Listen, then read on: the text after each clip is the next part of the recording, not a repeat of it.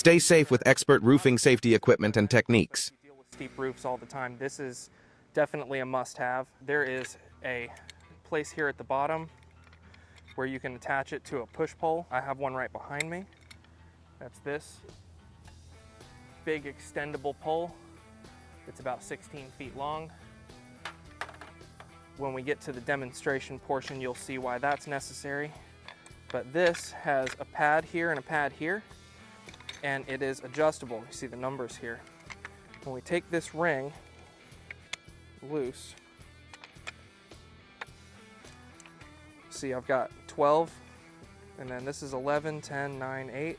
So we're gonna go up and measure what our roof pitch is, and then we're gonna set this accordingly so that it gets a good firm hold on that roof surface up on the ridge. But before we send it up, we actually hook the rope to it and the pole, and then it just all goes up at once together and hooks over. And just like the ladder hooks, it's got rollers so that it doesn't damage your roof, because you don't want anything just metal scraping its way up the roof. You want it to roll up nicely and not nick the tabs of your shingles. It's a 9. That allows us to set up our Ridge Pro. So the 6 is the first one, and it's right under the line. So we know that's 7, 8. So 9 would be number 10 covered right there. That's going to match this device to the right angle to properly and securely hook over that ridge. At this point, we can attach the extendable pole.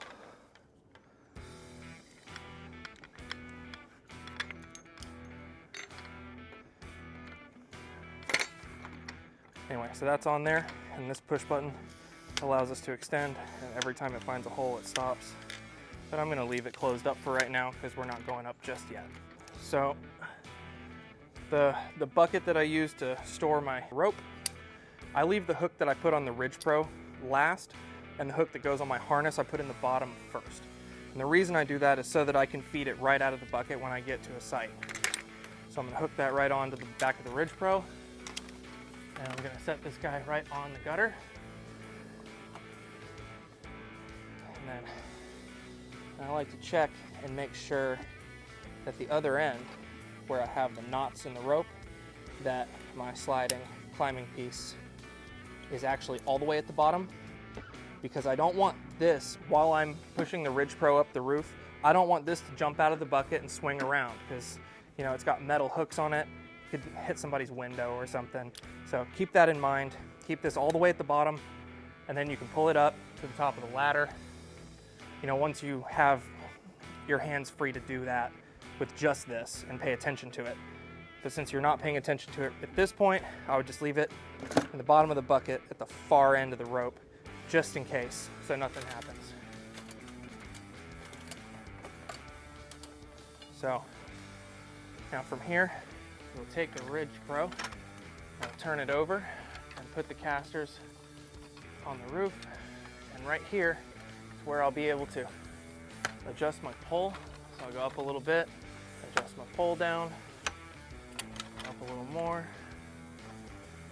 I don't know how much I'm going to need, but I'd rather have too much than too little, because then I have to bring it all the way back down again. That looks like it should be plenty. You can always take another step up the ladder as well. So we're going to go up until it's just about there, right up to the edge of the peak, and I'm going to give it a little twist, gently. You don't want to smack that into the roof. And it flips over, and you just kind of let that sit. You don't want to pull on that. To set it, you want to give it a little pull on the rope.